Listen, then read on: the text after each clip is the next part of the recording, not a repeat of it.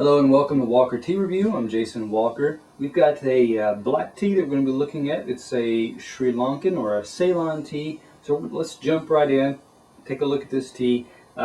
This is our chance to taste a tea together. So get your friends together. Taste at work if you have a chance. But you want to be able to get your tea equipment. You want to be able to take some time to slow down and kind of appreciate this tea. Talk about it, share your experience here with us and with others. So to do this, you need a little bit of equipment, which we have. Tea taster's cup. I like to use a tea taster's cup with black teas in particular. They were kind of designed or more frequently used, associated with black teas like Darjeeling teas, Sri Lankan teas. So we've got our tea taster's cup here. We have our tea from MightyLeaf. This is their CeylonKenilworth. So we've got our spoon here. We're going to go ahead and get out, about, when you flatten this out, although it doesn't cover the whole bottom of the teaspoon yet, but if you were to flatten this out, it would cover the whole bottom of the teaspoon. So that looks good. Our water has been brought to a good rolling, gurgling boil. I like to use a hotter water for a black tea. So we're going to go ahead and add our water here. Tea kettle, there are tea kettles that have an adjustable temperature so that it will get exactly to, say you set it for a green tea, and it will get to that the lower temperatures and stop boiling at that, stop heating at that point. Or you could turn it up for a black tea, so it's going to get a much higher temperature or a fuller, heavier boil. So a tea kettle can be a useful investment if you want to consider that.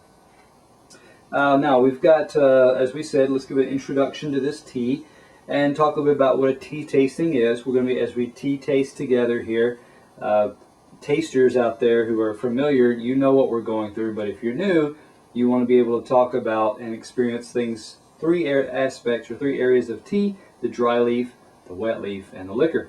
And before we get into that any further, we do want to give kind of an introduction of this tea. Again, this is MightyLeaf's CeylonKenilworth. MightyLeaf's site has this tea retailing for 4 ounces, I should say, retailing for $9.95. We know this is, as we said, from the Kenilworth estate, or the traditional Kenilworth estate area.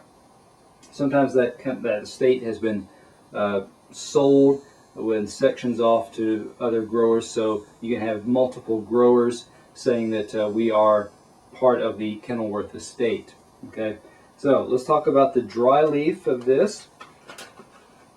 First, we're going to get some indications of the aromas. There is a bit of, and it's light to medium light as far as the peachiness of this aroma. It does have a kind of a peach, perhaps a little bit of, a bit chocolatey. So, and like if it were a dried peach that had a kind of a duller, less intense aroma, you could even go so far as to say, like a chocolate-covered dried peach, if you wanted to get really precise there. Those are the kind of aromas coming off. Now, to look at this leaf, there's not a lot, there's usually not a lot to really go into as far as the dry leaf of a black tea, but we can kind of look. Some things you may want to note is the size of the leaf sections here. Now you get some black teas that have been chopped down very finely, or you have you have pieces that are like what we have here, chopped sections of leaf, which the purpose of the chopping is to expose more leaf, so more leaf gets oxidized fairly rapid rate, which gives some of those brisk notes of black teas. But that's what you have here: sections of leaf, fully oxidized, kind of a russet, or a seal brown, a grayish dark brown, and either very small leaves or sections of leaves wrapped along the middle vein of the leaf, so that they are kind of wiry looking. And that is that. You can get through a description of the dry leaf of a black tea fairly uneventfully. Let's go ahead and get ready to pour this tea so we can talk about our wet leaf and our liquor. So we've got our tea towel out here. We've got our wine glass, which again, wine glass allows you to, all of us, to kind of see the color together, and it allows you to, you want a cup that you can stick your nose in and breathe deeply and get those aromas. Now our tea tasting cup here often comes with a bowl, but we're not going to be using the bowl today, but we do want to note the lid has a hole so that it pours more smoothly as air comes in and the tea goes out. It has not a spout, but really an opening, and it's a U-shaped opening here, which we're going to be pouring through. So you want to put your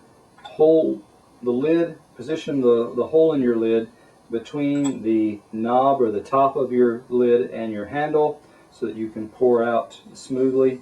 Air goes in the top, tea pours out the bottom, and just like so. A little bit trickier to do if the opening of your cup is narrower than your tea tasting cup, or I should say your glasses compared to your cup. But we're getting a smooth pour, and we're tilting this up so that we can get all those last drops. The bottom is usually a denser tea, thicker, darker, so we want to get those last drops to kind of even out what we had here as far as the steeping goes.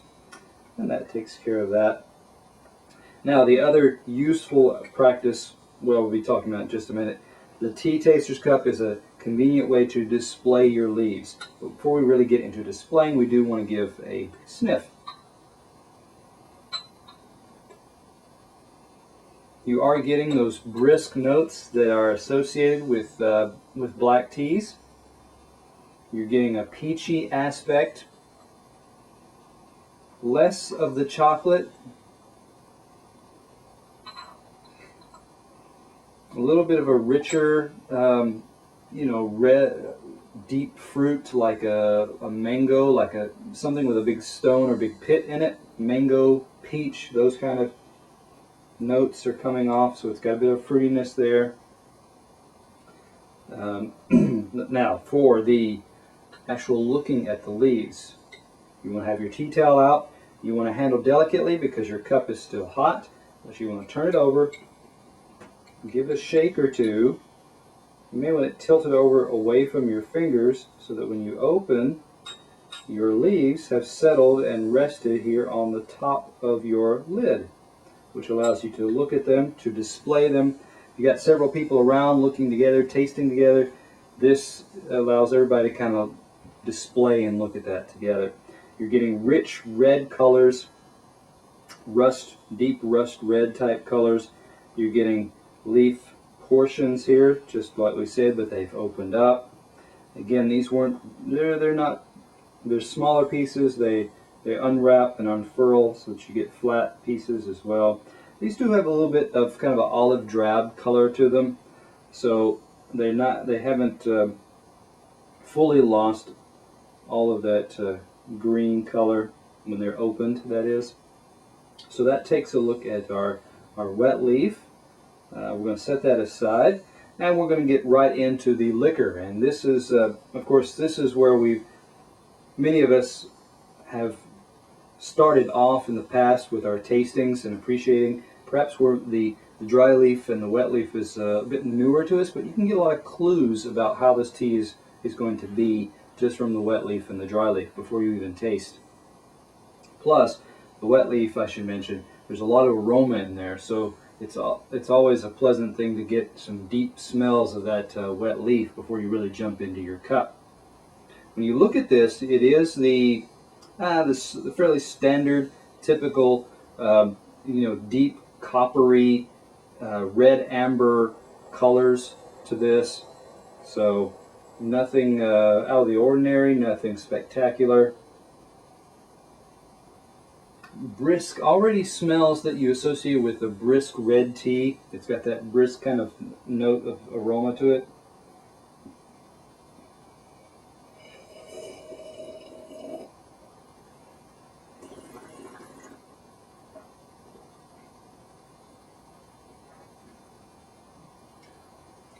subtle, light peachiness to it. Again, the briskness though is still light. It doesn't have a really strong punch to it. It's not a good, not a tart sensation yet, and the aftertaste there is that drying sensation that you get. The body, the body of this feels rather light.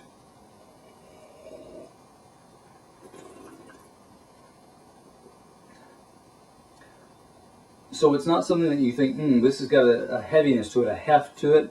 It's not something you say, it's got a lot of briskness, tart puckeriness to it. And as far as aromas and flavors go, you think, it's got a little slight peachiness to it. It's got at the same time, I should note, the sweetness. There is a tinge of sweetness to this aroma, or taste, I should say, as well. So it gives it kind of a baked bean type, brown sugar baked bean element, just slightly. But again, that's behind the kind of peachy note there. Yeah. Also towards the back, because of that, a little bit of astringency stays with you and the aftertaste. There's also a bit of kind of a cooling briskness type feel sensation there.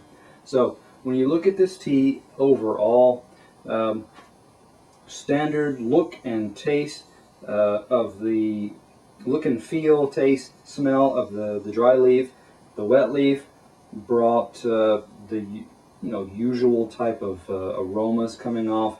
Again, subtle, lighter in the peach notes of both dry leaf and our wet leaf. And then you get to our liquor, gentle on the astringency, gentle on the body, light, faint would be too strong of a word, but light on the aromas here in the liquor. So you're just kind of left saying this tea is okay. You kind of wonder if you add milk to it. If you're a milk drinker, you add milk to your tea, you think there's not really much to balance out, so the milk just may kind of overpower. If you add sugar to it, sugar would make it a little bit more sweeter. Would it? How would it? You'd have to be careful. How is it going to do with the lower flavor profiles? Is it just going to turn out to feel like sugar water to you? So we kind of looked at this and said this is an 86. It does have some aroma complexity with the baked bean and the peach there. The briskness, the punch, the puckeriness was pretty low, and we'd like to look for a little bit. If you were to compare this, say, to last week, we looked at, I believe it was last week, we looked at the Adagio Ceylon Sonata. This one had a little bit more body than that one, but some of the aromas were either on par or slightly below. So we gave this one an 86. Again, this was from MightyLeaf. This is their Ceylon Kenilworth, and we looked at it here together on Walker Tea Review.